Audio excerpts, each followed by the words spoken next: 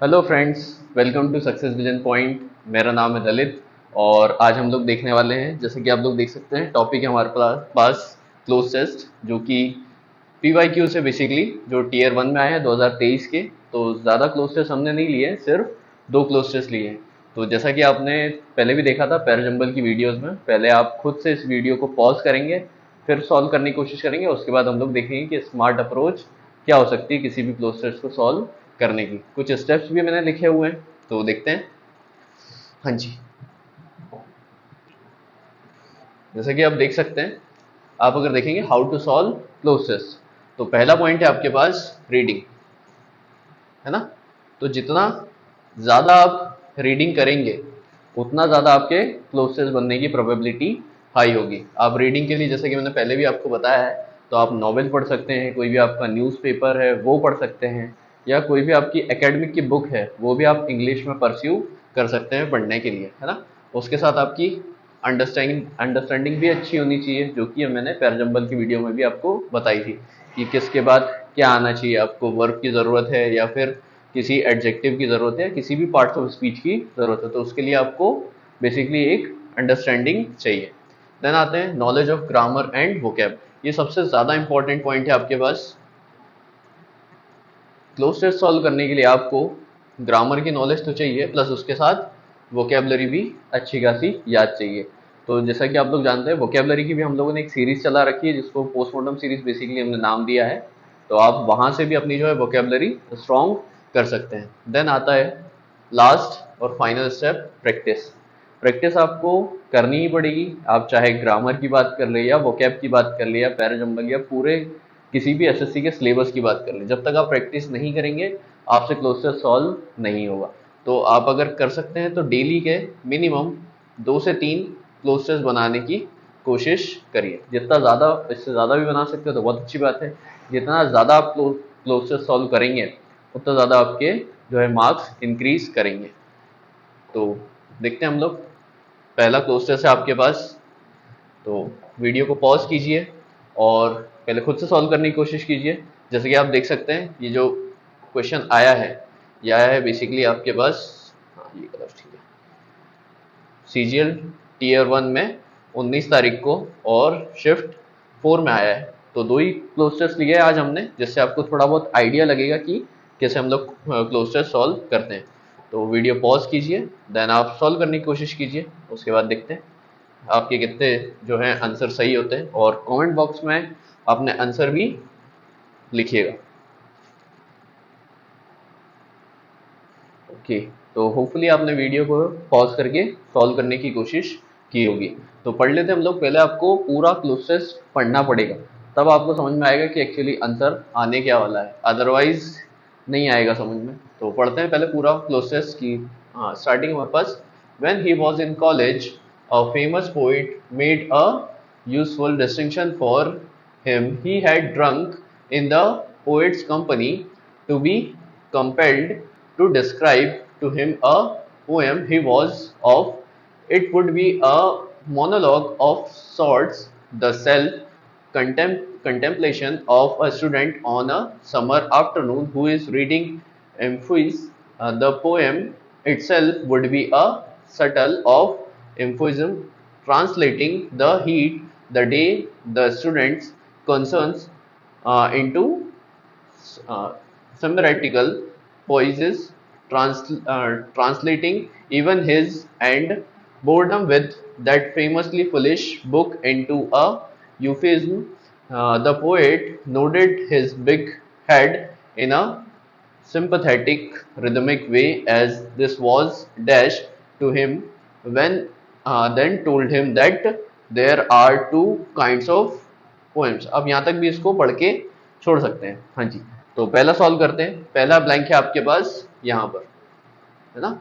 जैसे कि आप यहाँ से देख सकते हैं कि आपको यहाँ पर दिख रहा है क्या, सब्जेक्ट। देन यहाँ पर है आपके पास एक, यहाँ है सब्जेक्ट, देन है आपके पास ये एक हेल्पिंग वर्ब, ड्रंक है आपके पास मेन वर्ब, देन यहाँ पर है इन एक प्रीपोजिशन, ये प्रीपोजिशन का ऑब्जेक्ट।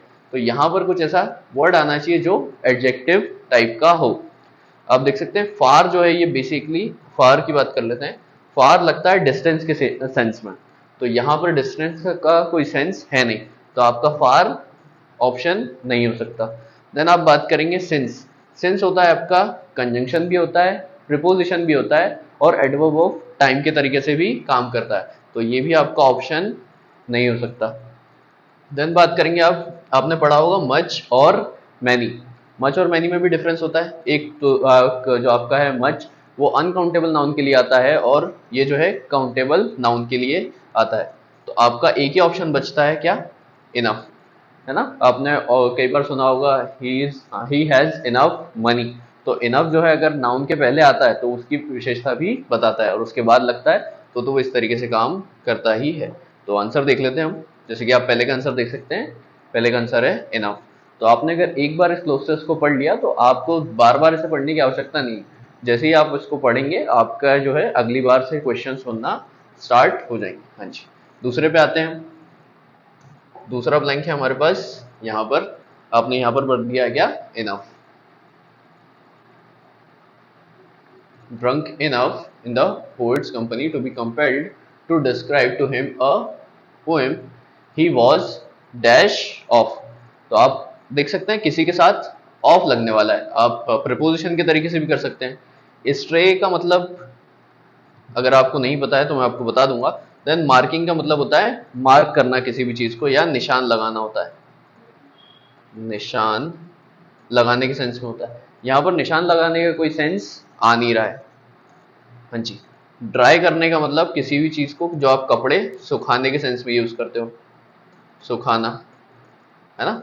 आप अगर प्रिपोजिशन भी देखोगे तो ऑफ लगा है, you are thinking of someone, तो आंसर बनेगा आपका थिंकिंग।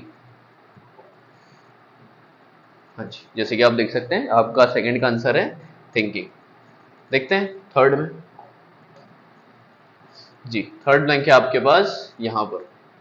तो यहाँ पर है आपके पास, यहाँ पर दिख रहा है would be a subtle of euphemism, है ना। यहाँ पर आपको दिख रहा है ये वर्ड। तो यहाँ पर आपके पास कुछ एक जो है वर्ड आने वाला है। क्रेडिट के बारे में आप सुना होगा। क्रेडिट जैसे आपकी सैलरी भी क्रेडिट होती है, या आप किसी को बेसिकली क्या बात करते हैं, किसी चीज का क्या बोलना चाहिए, उसको क्रेडिट देते हैं कि हाँ, मतलब आप उस किसी चीज को, मतलब किसी पर्सन को आप उस चीज का श्रेय देते हैं, है ना। एक श्रेय देने के सेंस में भी क्रेडिट यूज होता है। तो यहाँ पर इस चीज का तो कोई सेंस दिख नहीं रहा है मुझे, तो आंसर आपका क्रेडिट तो नहीं हो सकता। देन प्लेन्स आपका बेसिकली ये भी नहीं हो सकता कि आप देख सकते हैं, ऐसा इस सेंस में कहीं भी जा नहीं रहा है। देन रेसेस लिखा है, और आपके पास बचा है क्या? सीरीज।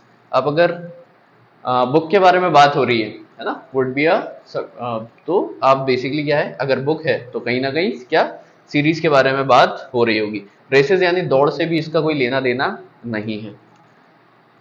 तो वो देख लेते हैं आपका आंसर क्या है। आंसर है आपका रेसेस, सीरीज, सॉरी। नेक्स्ट देखते हैं। यहाँ तक देख लिया आपने। Summer afternoon who is reading the poem itself would be a subtle. Okay, तो हाँ, नेक्स्ट है आपके पास इवन हिज। हिज होता है आपके पास पॉजिटिव प्रोनाउन है, एडजेक्टिव भी बोल सकते हैं आप उसको, है ना। हिम होता है इसी तरीके से। तो यहाँ पे आपके पास दिख रहा है एंड।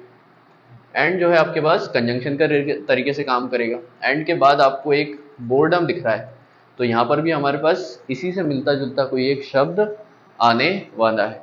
तो स्टे का मतलब आप देख सकते हैं जैसे कि रुकना होता है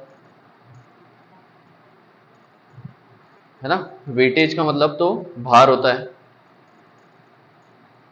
देन अब बात करेंगे हेवन की। हेवन का मतलब होता है स्वर्ग। तो ना स्वर्ग का कोई मतलब लग रहा है, ना ही रुकने का कोई मतलब है, ना ही वेटेज का मतलब है। तो इसका आंसर है कंटेम्प्ट। आपने कंटेम्प्ट ऑफ कोर्ट सुना होगा, यानी किसी भी चीज का अनादर करना, है ना। तो इसका आंसर आएगा आपका कंटेम्प्ट। जी, लास्ट क्वेश्चन पे आते हैं इसके। लास्ट लास्ट जो आने वाला है यहाँ पर, this was dash to him. Raised किसी भी चीज को बढ़ाने के सेंस में यूज होता है, बढ़ाने का कोई सेंस लग नहीं रहा है। देन आप देखेंगे थियोराइज लिख रहा है, ये भी इसका कोई सेंस है नहीं। है ना। आप क्या करेंगे, किसी भी चीज को एक्सप्लेन करेंगे। This was explain to him, यानी कि उसे बताया गया। एक्सप्लेन करना मतलब बताना। तो your answer should be explain. देख लेते हैं आंसर। जैसे कि आप देख सकते हैं आंसर है एक्सप्लेन। तो आपने अगर ये क्लोज टेस्ट सॉल्व किया है और आपके पांचों में से पांचों सही है, तो आप समझ सकते हैं कि आपकी जो तैयारी है वो काफ़ी अच्छी चल रही है। और कोशिश करिएगा कि इस वीडियो के कमेंट बॉक्स में इसके आंसर लिखने की कोशिश करें। हाँ जी, देख सकते हैं आप लोग, जैसे कि दूसरा क्लोज टेस्ट भी है हमारे पास, जो कि CGL Tier 1 में आया है। कब? 21 तारीख को, शिफ्ट सेकेंड। तो पहले आप इस वीडियो को पॉज करें, देन सॉल्व करने की कोशिश करें, उसके बाद मैं इस क्लोज टेस्ट को सॉल्व करवाता हूँ। हाँ जी, ठीक है। तो होपफुली आपने इस क्लोज टेस्ट को पढ़ा होगा पहले, देन उसके बाद ऑप्शंस भी देखे होंगे। पहले के ऑप्शन है आपके पास, बट हाँ एटलीस्ट आपने पढ़ा होगा इस क्लोज टेस्ट को। तो पढ़ लेते हैं पहले क्लोज टेस्ट क्या लिखा है। The basic elements of computers that, पहला ब्लैंक है आपके पास यहाँ पर, our world are explained in an interactive manner. The book has a approach of colorful and creative picture based activities. The puzzles activities and mazes the students to develop critical thinking, logical and motor skills. After every lesson, dash exercises are incorporated to the conceptual understanding of the students. तो ये closures कहीं ना कहीं कुछ computer के बारे में है, या फिर एक बेटर अंडरस्टैंडिंग के बारे में लग रहा है मुझे, जो एक्टिविटीज के बारे में है ना। तो देखते हैं क्या क्या आपके आंसर हो सकते हैं। पहला है आपके पास नेग्लेक्ट करना, मतलब किसी भी चीज को नकारना। एम्पावर करना, मतलब किसी भी चीज को आप एक हिसाब से शक्ति प्रदान करते हो, है ना, यहाँ शक्ति प्रदान करना होता है।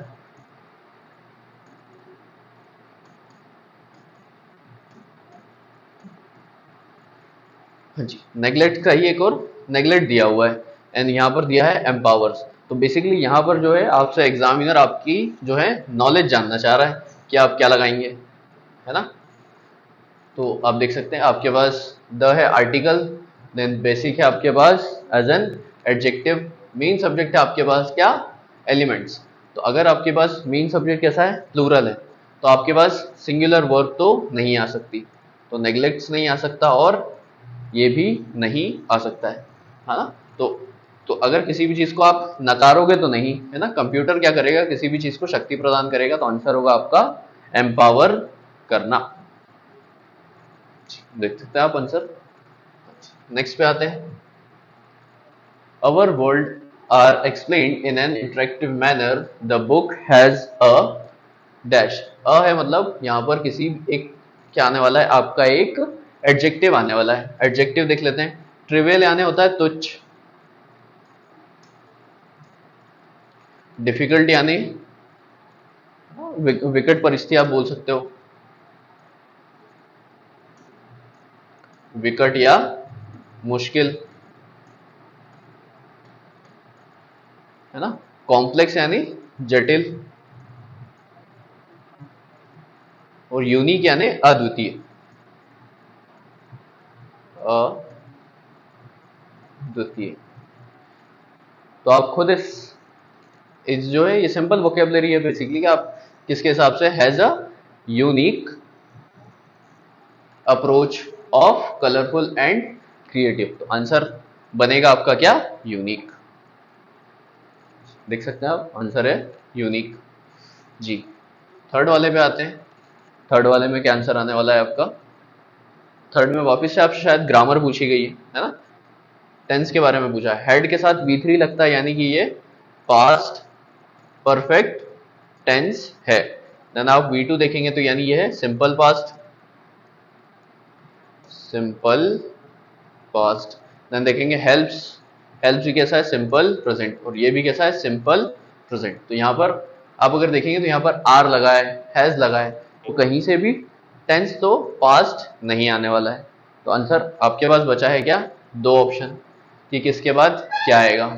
अगर यहाँ पर आप अगर देखेंगे द पजल्स लिखा है, जो कि कैसा है, एक प्लूरल सब्जेक्ट है। प्लूरल अगर सब्जेक्ट है तो आंसर क्या आएगा, हेल्प। जी, आंसर देख सकते हैं आप, हेल्प आएगा आंसर। वो शायद हेल्प्स के ऊपर आ गया है ना, तो आंसर है आपके पास हेल्प। जी, नेक्स्ट वाले पे आते हैं, फोर्थ वाले पे। फोर्थ का आंसर देखते हैं हम लोग। हाँ, सुपरफिशियल मतलब कि नकली के सेंस में आप ज्यादातर यूज करते हो, यानी ऊपर ऊपर से।